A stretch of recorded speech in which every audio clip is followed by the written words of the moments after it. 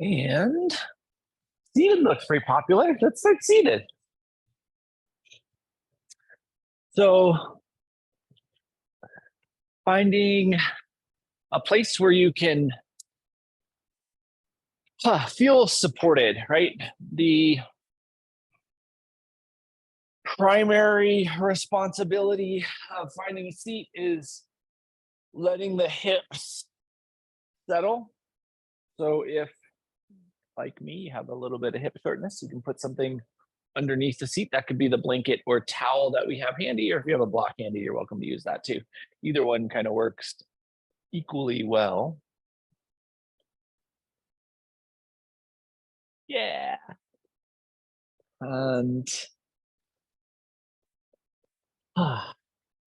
settling into a little bit of breath here.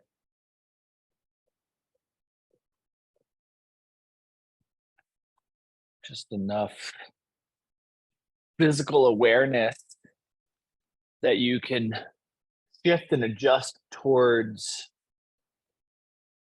more and more ease.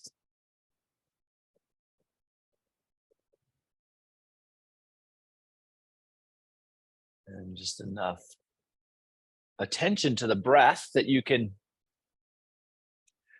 feel into how you can expand, contract, and open the physicality of the body with each one of those cycles.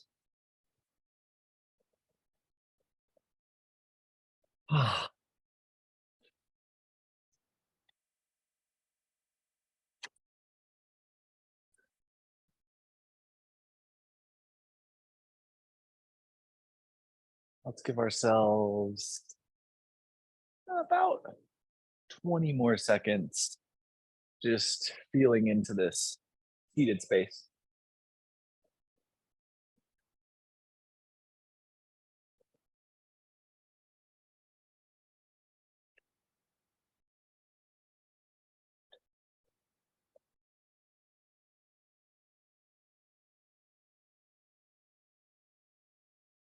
All right, I think that'll get us everybody in the room. Let's take a moment to anchor down on the right side. So right palm can come on the thigh and press down if that feels like it is doing that anchoring sensation. Then the left side's gonna reach straight up, or left hand's gonna reach straight up. Looking for a little bit of elongation on this left side. And then as you are thinking about the left side being long, just turn your gaze over towards the right. So again, you can have this right hand pressing down if that feels like it's helping to elongate this shape, but it doesn't have to be. It can sit restfully as well. And then we're going to switch that. So left hand can plant and start to anchor, and then right hand reaches and extends. We get that big elongation on that lateral edge, and then we can turn our gaze over towards the left here. So as we take the rotation of the neck, you can feel, or you may be able to feel, that how the tautness of the system is more involved, and we get that lateral edge expansion just by the neck rotation. And then we come back to neutral. So let's do right palm up and arm straight out. So there's another rotation of this shoulder space. And now we're going to do some full head movement. So you're going to gaze over towards that right palm like you're holding something in the palm and you can see that. And then we'll inhale back to neutral. And then exhale and we'll look the opposite way. But keep that awareness of that palm space on the right side. And then we inhale back to neutral. And then we'll exhale over towards the right once again. And let's just do that a couple more times. Keeping the rotation of the shoulder as kind of that primary focus, and then moving the neck or rotating the head without changing the angle of the chin here, so that we stay nice and level. Maybe one more time in each direction. And we'll come back to neutral and just let that right shoulder relax, let both palms roll up and give yourself this nice little squeeze back into the back side of the body. Feel that posterior chain musculature activate and do so without losing the anterior neutrality. And we really want that right shoulder that we did the work on to just kind of settle in here. So think about how we can settle into that space we've created with that humeral socket. And then when we're feeling like we've captured that integration, let's take this over to the second side. So left palm is going, or left arm's gonna extend out, left palm's gonna come up. There's some tension or there's some tautness around the shoulder joint. And we just want to create that sensation. Then we gaze over towards that left palm like you're holding something there. And then we take the rotation back to neutral. And then all the way with the exhale back to that right side. Inhale to neutral. Exhale to rotation. Inhale to neutral. And exhale to rotation. There's a surprising amount of fatigue holding our arm in this position, right? And it's somewhat surprising in that it's just our arm, but it's not that surprising in that we don't hold this type of a shape very often, unless we're doing some art modeling. Maybe one more time in each direction.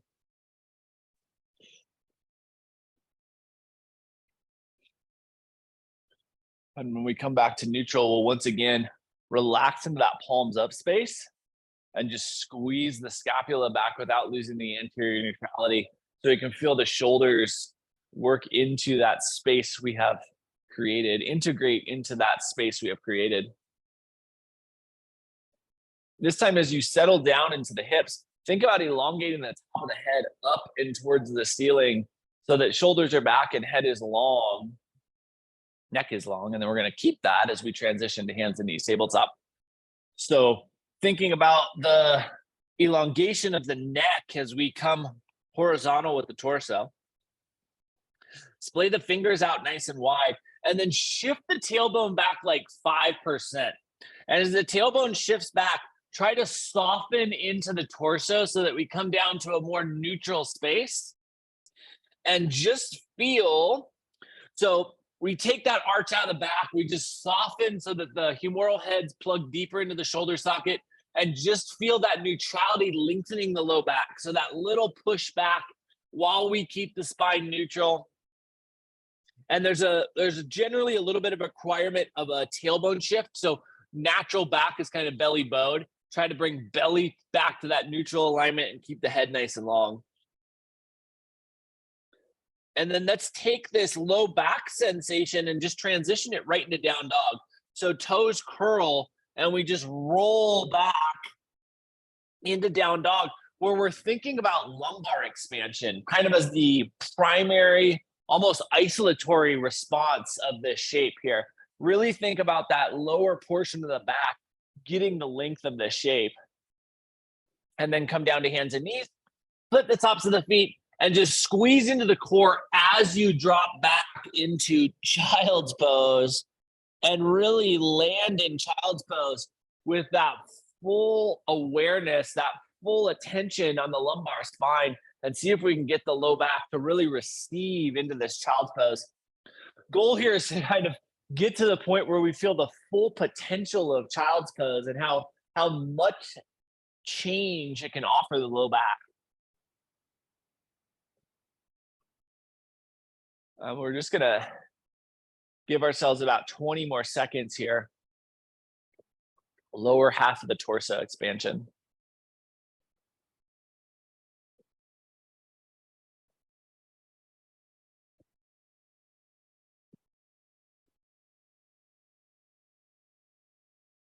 When you're right, fingertips grip into the mat. We'll pull ourselves back forward to hands and knees tabletop.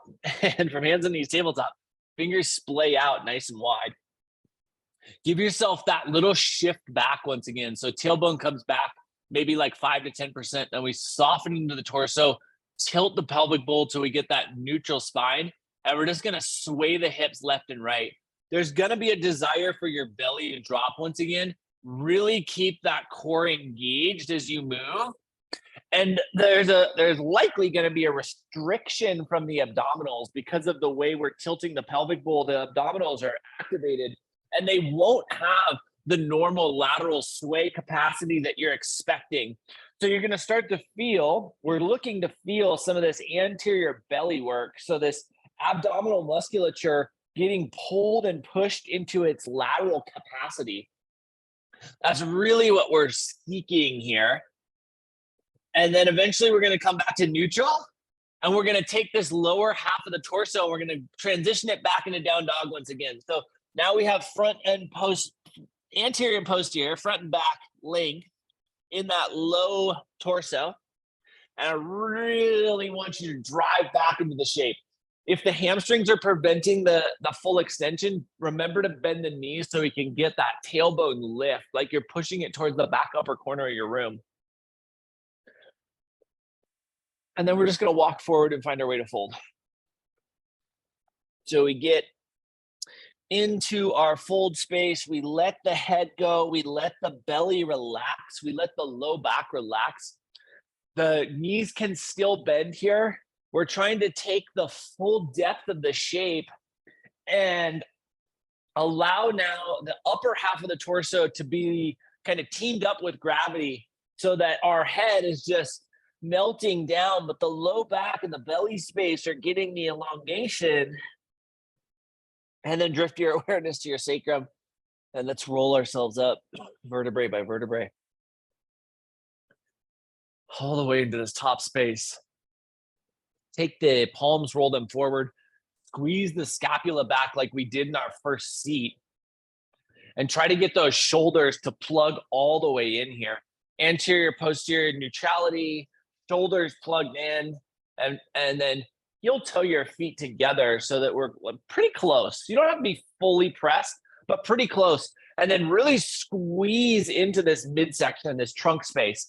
So belly, hips, quads, glutes, all really focused and energized as the shoulders squeeze back.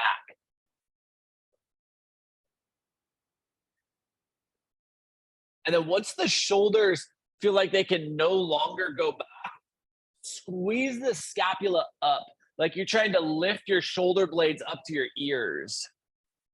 And as you do that, there's like probably 5% more room that you can squeeze the shoulders back. Take that, maintain this core squeeze so we stay nice and neutral in the front of the body. And then relax. Sweep the arms up and overhead. Feel all that work you did on that posterior chain and just flow forward into a fold. Oh. Inhale into half lift.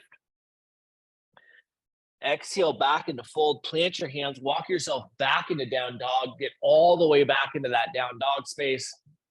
I think this is likely going to be the last down dog of class. So give yourself the opportunity to get as much as you can out of this shape right here, right now. And then once we feel like we are fully encapsulated, let's come straight down to the belly. So we can go through plank or you can come down to hands and knees. Either way, we're going to come down onto our belly. And we are going to stack our hands for a little crocodile pose.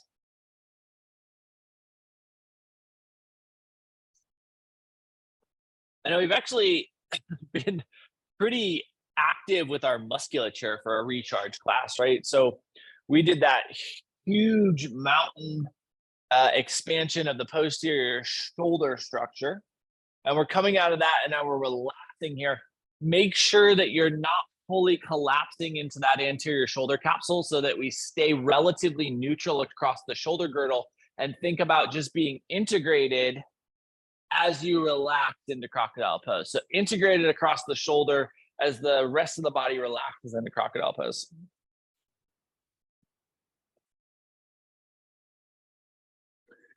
We'll give ourselves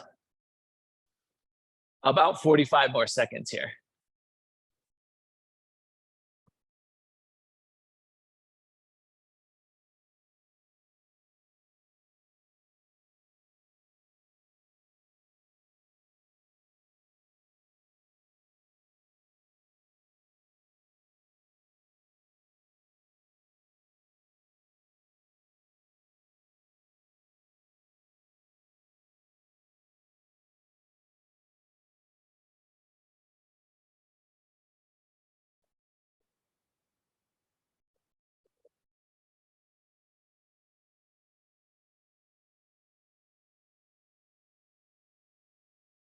Okay, when you're right, we're going to slide the hands back underneath the shoulders, bring some strength into the musculature just above the knees, and we'll press ourselves up.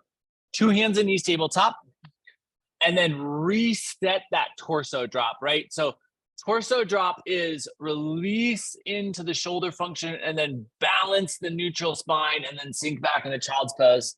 And once again, we're looking for that low back sensation.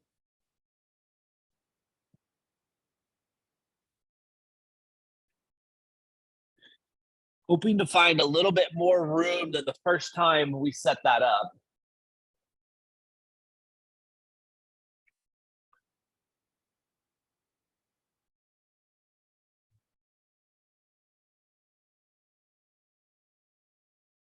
And then inhale into your fingertips. We'll pull ourselves forward to hands and knees tabletop.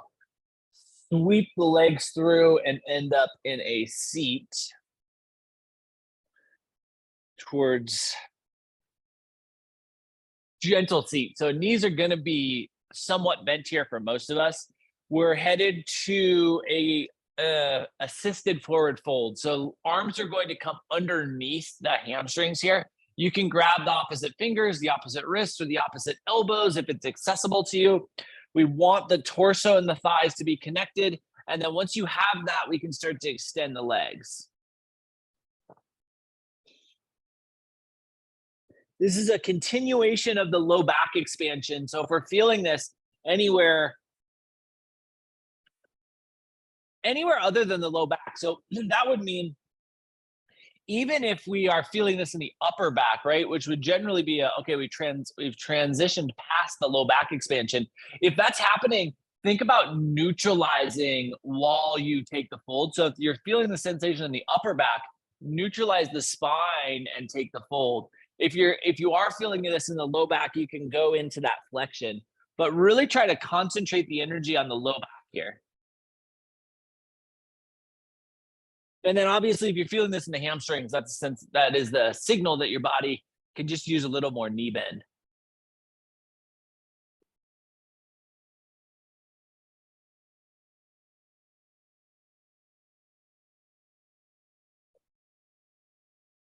So there's this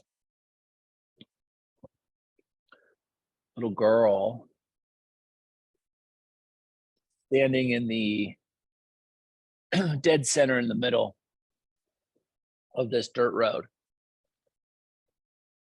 This very rural dirt road in southern India. We're going to give ourselves 60 more seconds here. So a pretty elongated version of this assisted forward fold. Keeping in mind that we've done a lot to warm up this lower back posterior chain area and really want to take some full depth into this shape.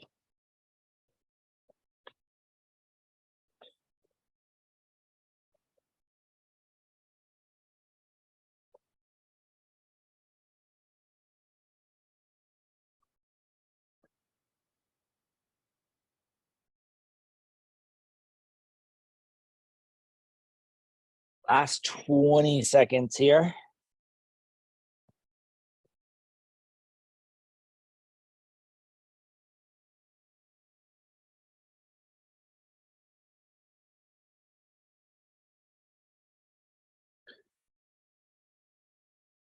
When you're right, we're going to walk ourselves back up into seat. As you come into seat, bring your left heel closest to you and let your right foot come in front for an easy pose. And then let the elbows fall on those thighs so we can get a little bit of weight on the thighs and we can neutralize that thigh space or that lateral edge of the quad a little bit more.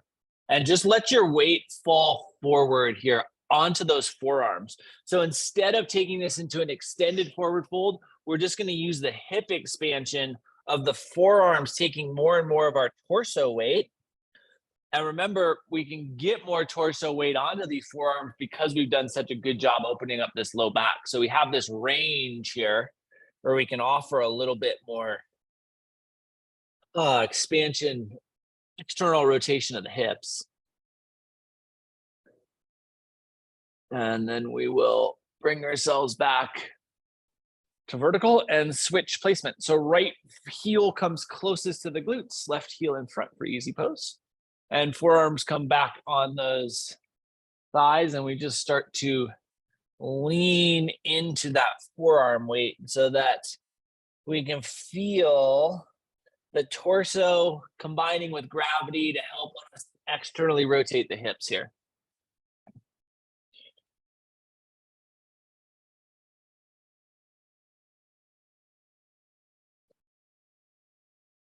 Thinking about grounding across the tailbone on both sides equally.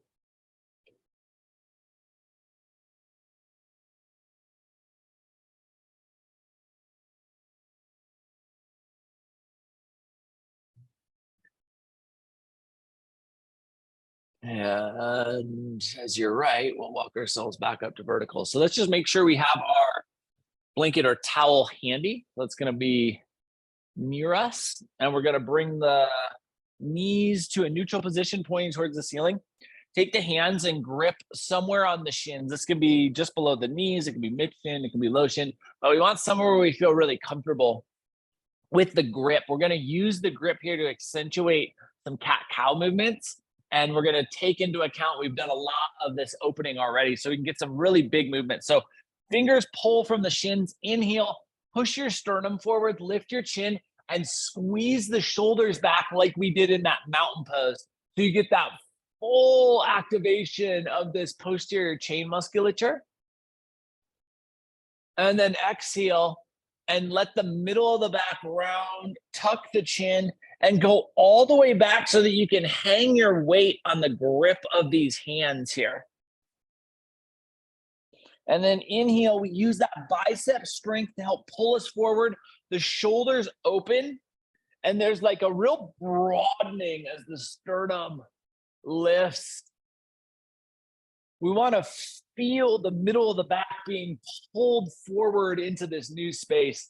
This can actually be, and we'll release and exhale and fall back.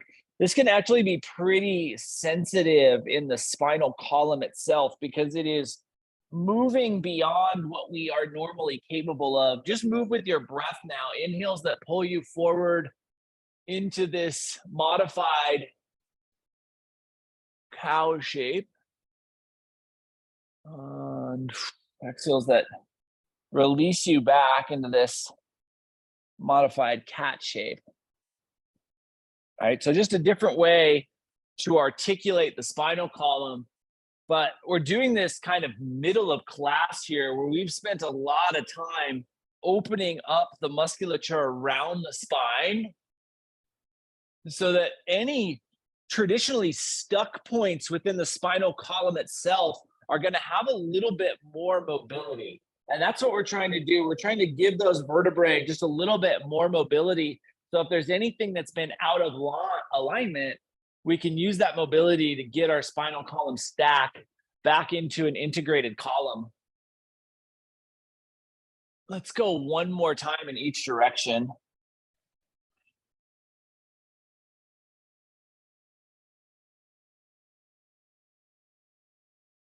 And as you feel ready, you can just release yourself onto your back. And now,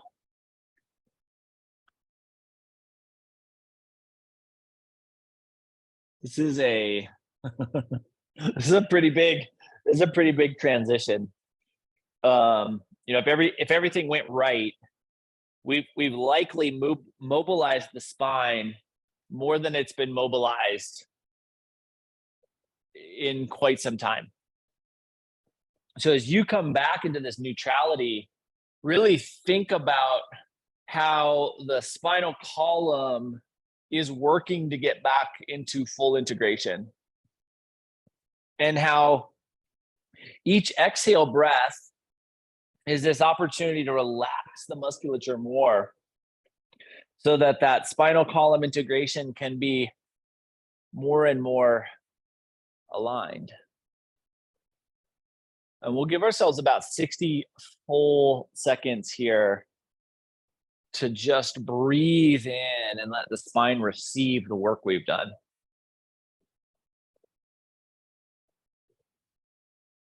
So this little girl just standing out in the middle of this dirt road. Behind her is this very ramshackled home.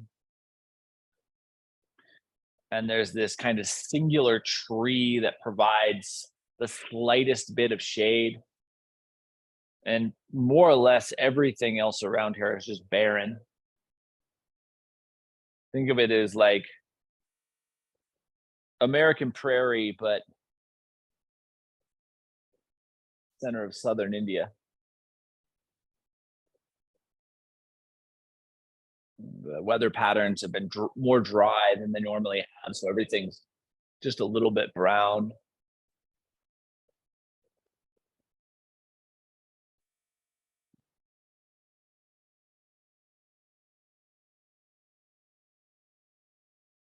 And she's holding this stick in her hand, and with this stick, she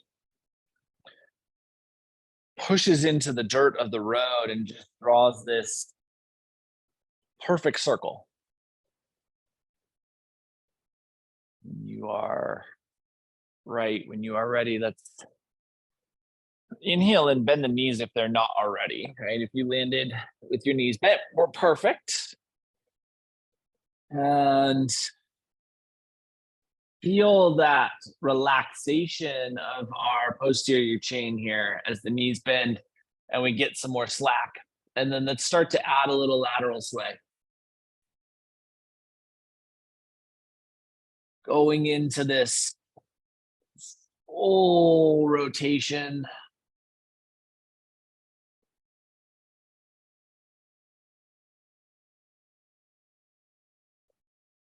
Feeling into both the lateral chain, posterior chain, and anterior chain space that we have created. I think I said both, but we'll do both and then three.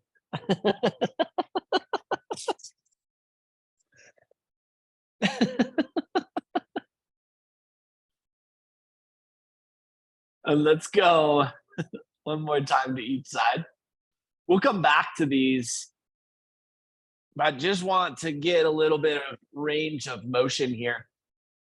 So let's reach over and grab our blanket / towel. We're going to fold that so that we create a block approximation. And then make sure that you have the folded end running across the width of the body, and that's going to slide underneath us, right? We're just trying to create equal density on the left and right side here. So we're creating a gentle supported bridge, right? It is a semi-soft supported bridge with this prop. And then let the bottoms of the feet come together and the knees fall out wide. Now, you may notice right away that because we've opened up some of that low back soft tissue, there is a little bit of instability and over sensation of the low back. If that feels like it's too much, just come back to a more traditional supported bridge. But if we can get into this openness without any sensation of cramping or gripping, let's take the curvature and the accentuation of the lumbar spine, and we'll just add a little bit into that articulation, static articulation.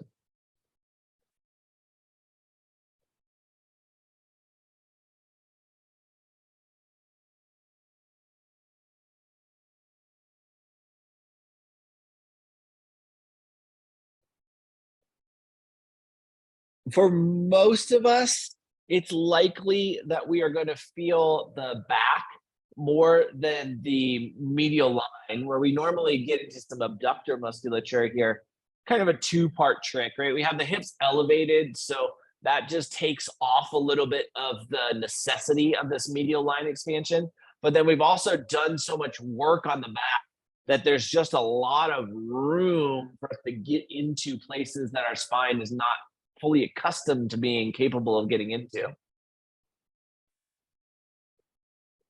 When you're ready, the knees are going to return back to neutral.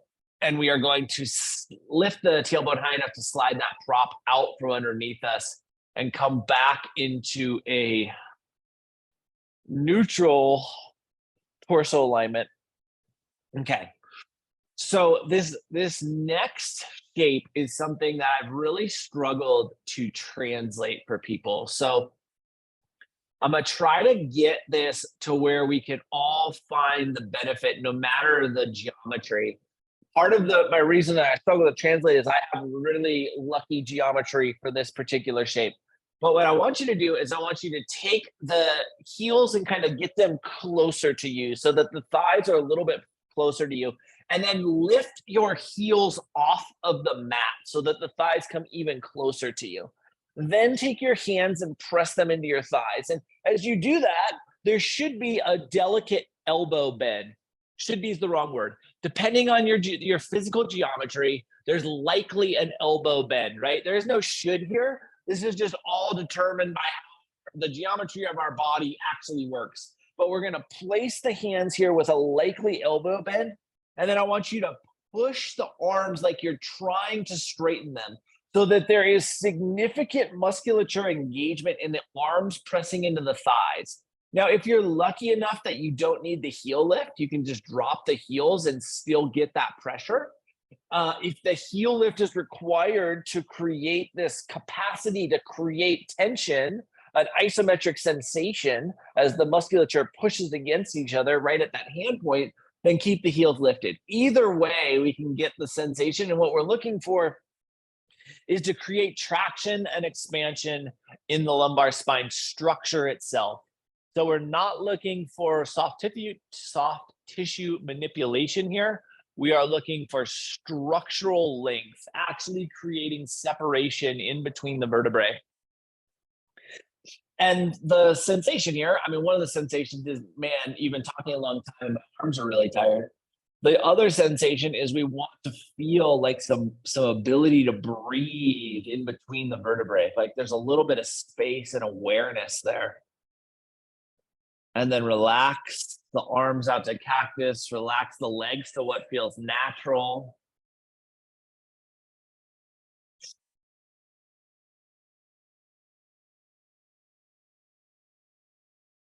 And keeping this mid-body kind of awareness, just let both knees fall over to the left.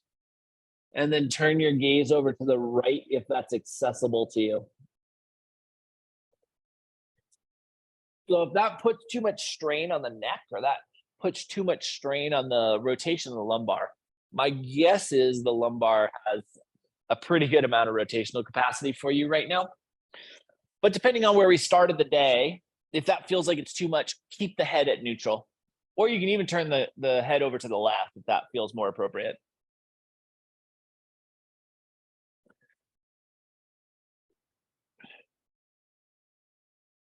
So as this girl finishes the circle she's drawn in this dirt road, this massive, like universal size smile bursts across her face. And she starts to jump. First, just up and down, and then in and out of the circle. And then she starts to rotate around this circle she's drawn, jumping in and out. And the entire time, just fully immersed in the world's largest smile.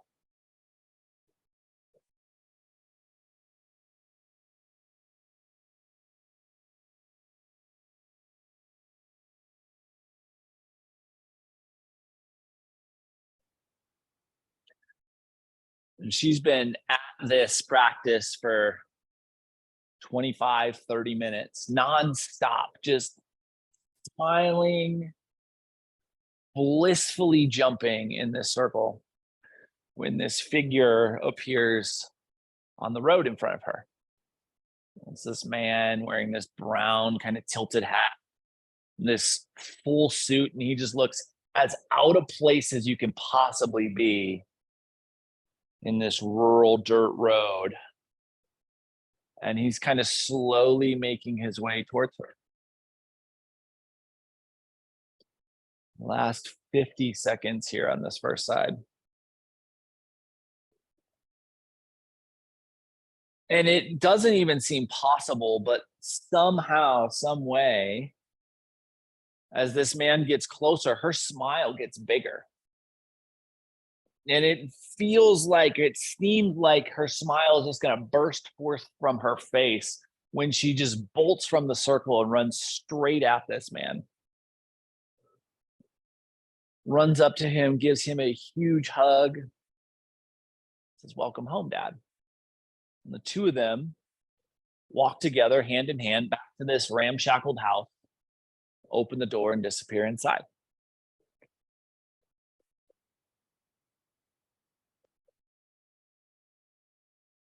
When you're ready, knees return back to neutral. As the knees return back to neutral, heel toe the feet out to the width of the mat, so we're wider than we'd normally be. Then press into the toe mounds and heels and lift yourself up into a bridge. Now, as you get into this bridge, I want you to think about where the little bit of extra mobility is just below the rib cage, where there's just a little bit of a drop down in the spine, and I want you to bring that to neutral so that you have a neutral alignment throughout the whole torso here. Throughout the elevated portion of the torso is a better descriptor there. And then just start to rock side to side. There's not a lot of room here. There's a lot of pressure on the hips as you move, but we're keeping the core activated enough that you stabilize and that the spine moves as one fully integrated unit. So not a lot of spinal column sway here. This is a hip focused movement. And we're just going to go one more time left to right. You can feel that hip fatigue really work in, and then just release your tailbone back down to the mat and heel toe your feet back to that traditional 2-fist distance before we let both knees fall over to the second side, the right side, and turn our gaze over towards the left. Again, only if that's accessible.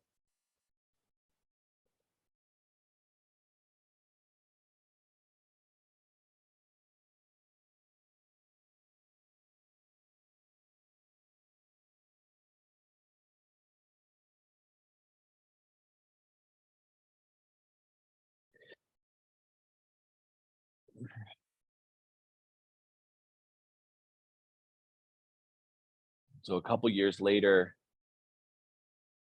this same girl, a little bit taller, a couple years wiser, is standing in the middle of this same dirt road.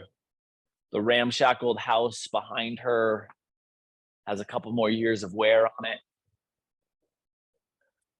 And she has this same stick in her hand. And she draws this perfect circle. And then she draws a straight line right down the middle of her perfect circle. This line that bisects the circle smack dab in the middle of the road. And she puts her left foot in the left side of the circle and her right foot in the right side of the circle. And as that right foot lands, this massive smile bursts across her face.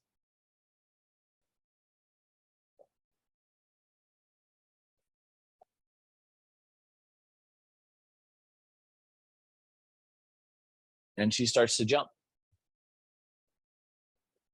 First vertically, left foot staying on the left side, right foot staying on the right side. And then she starts to cross the feet over that middle line.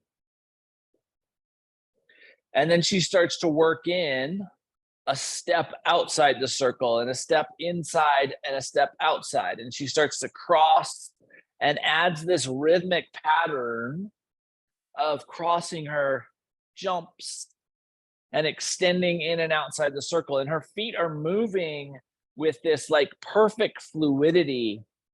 And her joy is bursting forth through this smile plastered on her face.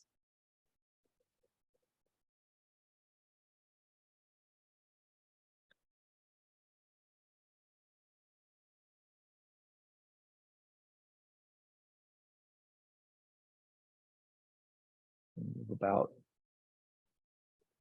45 seconds here on this second side.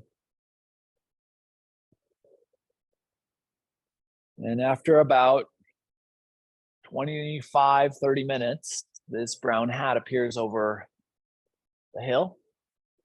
And this man, a couple years more the wear, starts slowly walking towards her, wearing this suit, looking very out of place.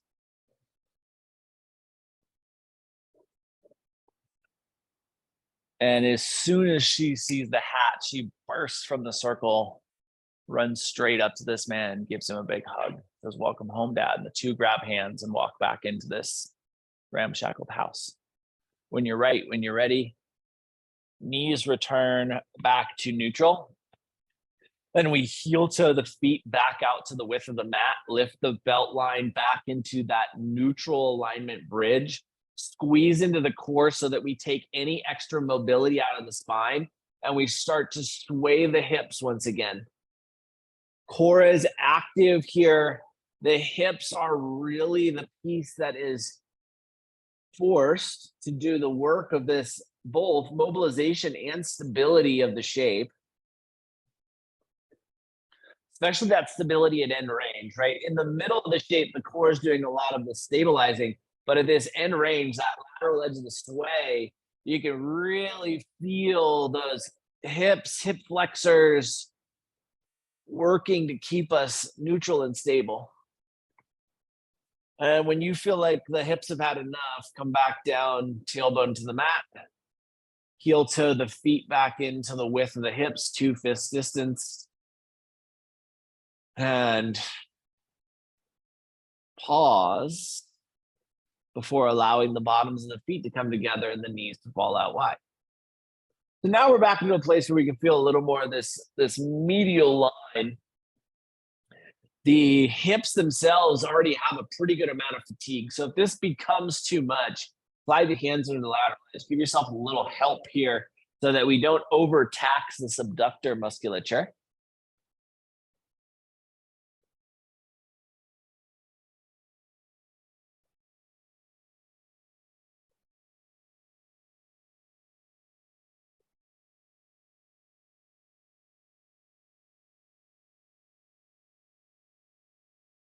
And we'll give ourselves just about 20 more seconds to settle in here. Hip settle, low back settles, body at relative ease.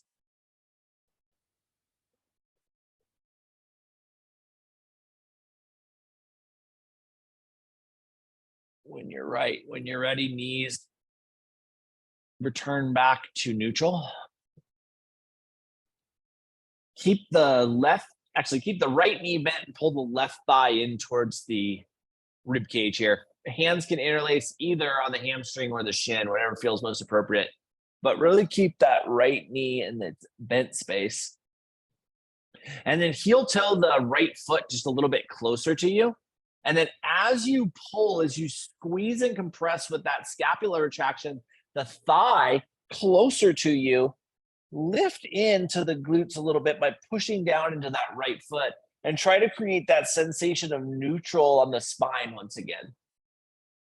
And as that happens, feel how you can get some more anterior hip compression here right at that hip crease.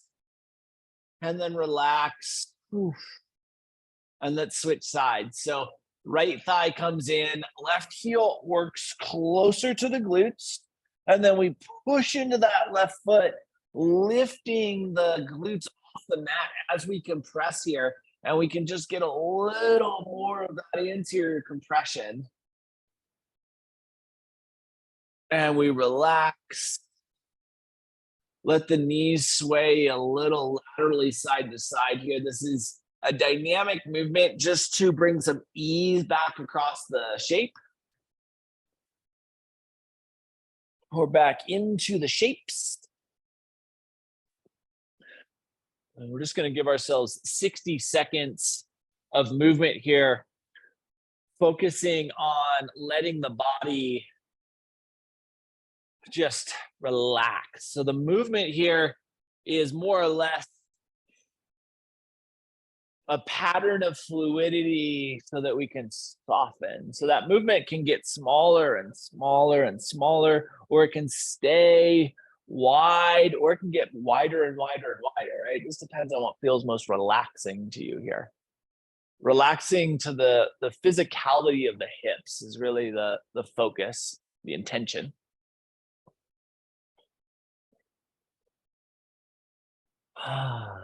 Yeah. And when you're feeling like you've had enough, a little bit shy of 60 seconds, but if you feel like you've had enough, we're going to take our blanket and we want to end up with a neck roll. So you can have a tail for a head, you can go full roll, but where I want you to end up here today is the chin tilted up, almost like you're looking towards the back upper corner of the room. Actually, like you're looking towards the back upper corner of your room. Not almost like, have your chin tilted up enough that you can see the back upper corner of your room. And let the rest of your body just melt into something that feels supportive of that.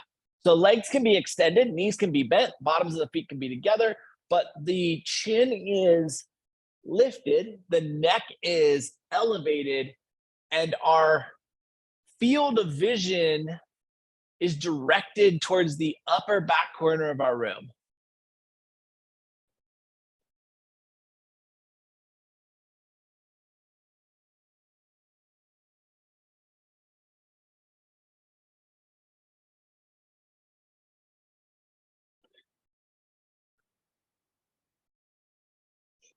So it's about 10 years later, and that same girl who drew the circles in the road is seated at a desk inside this ramshackled house. And she has this stack of books, maybe a foot and a half high next to her. And she has a notebook out and she is scribbling away with this pencil and flipping through pages of these books and referencing back and forth and just writing and writing and writing. And as she's doing this, unbeknownst to her, the door behind her has opened up. And the man in the hat, her father, has quietly snuck in. And he very softly speaks over her shoulder and asks her how her homework is going. And she's startled. She turns around. She gets up. She gives him a big hug. She says, I'm really getting it. Like, these are all starting to make sense. And her dad just kind of looks back upon her in amazement.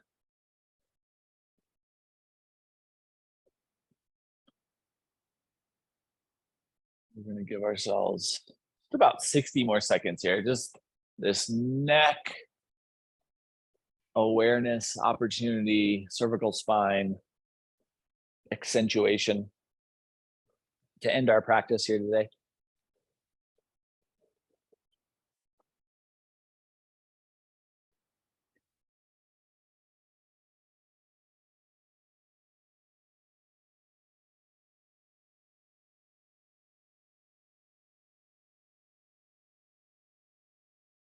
About 20 years later, we see this little girl all grown up, and she's sitting in the very top of a skyscraper looking down upon a city that looks very much like Manhattan. And she's surrounded in this office by full ceiling to floor glass windows, and she's sitting behind this huge mahogany desk.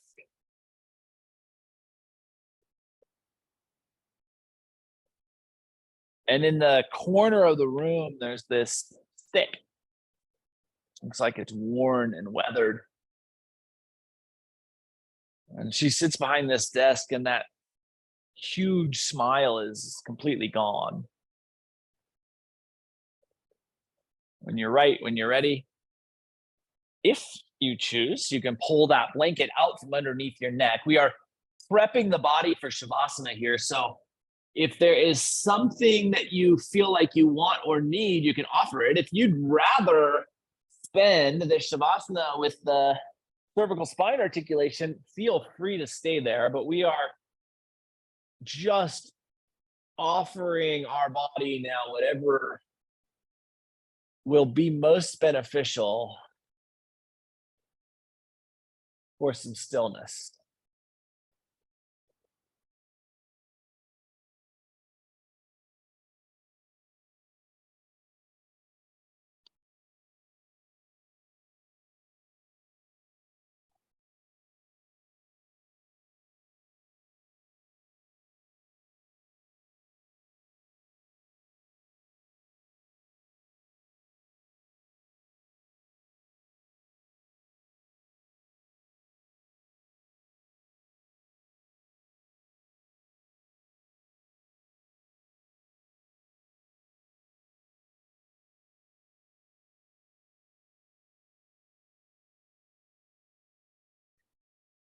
She is staring out through these windows, kind of with a dead expression on her face when the phone rings, and it startles her because it's the phone on her desk, a phone that never rings. It's only there for emergencies. She picks up the phone, puts it to her ear, and her jaw drops open, and the phone drops from her hand. And she bursts out of the room.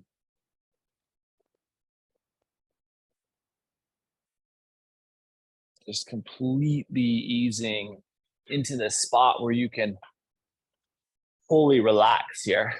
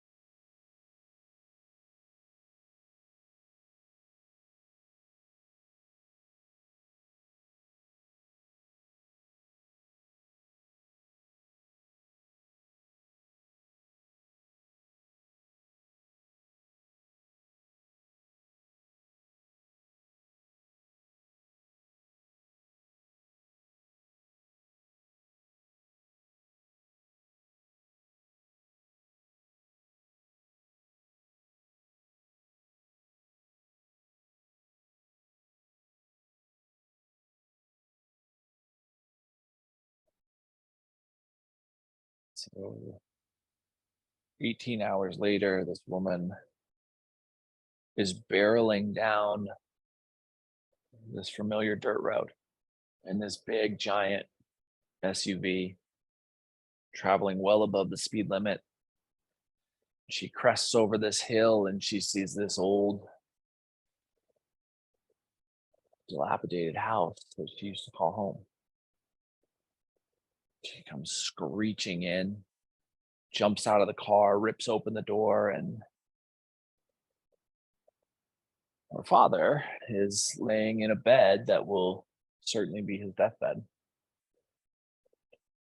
And he looks up at her and he has this huge smile. And he says, honey, I can't believe you made it back in time. I don't have long, but it's so amazing to see you. Start to bring some movement into your fingers and your toes. He continues on. He says, I wanted you to come back here so bad because I want you to look around and see where you came from. I want you to see what you had to overcome to become who you are today. Start to bring some movement into your wrists, your ankles.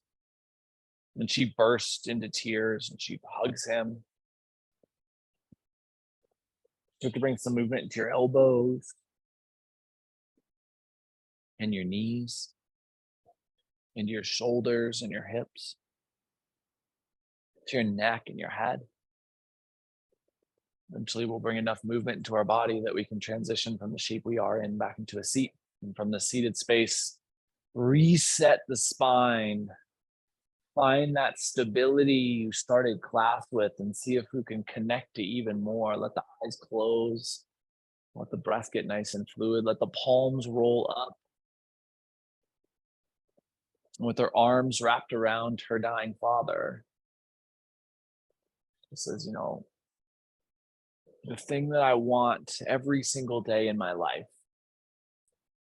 is to be as happy as I was jumping in that circle in front of this home with you. And the two just fall into an embrace full of tears and love. And with your next inhale, we'll bring our hands together at heart center.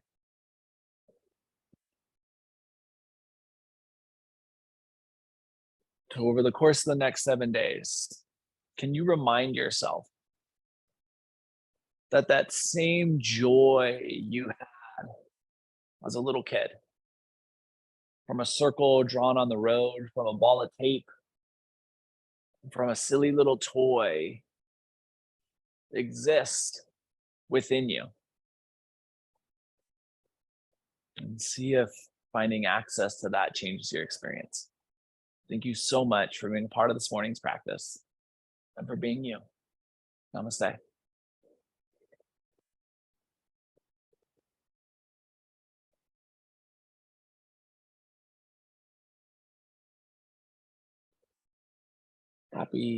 Happy Sunday morning, guys. Appreciate the heck out of you being here.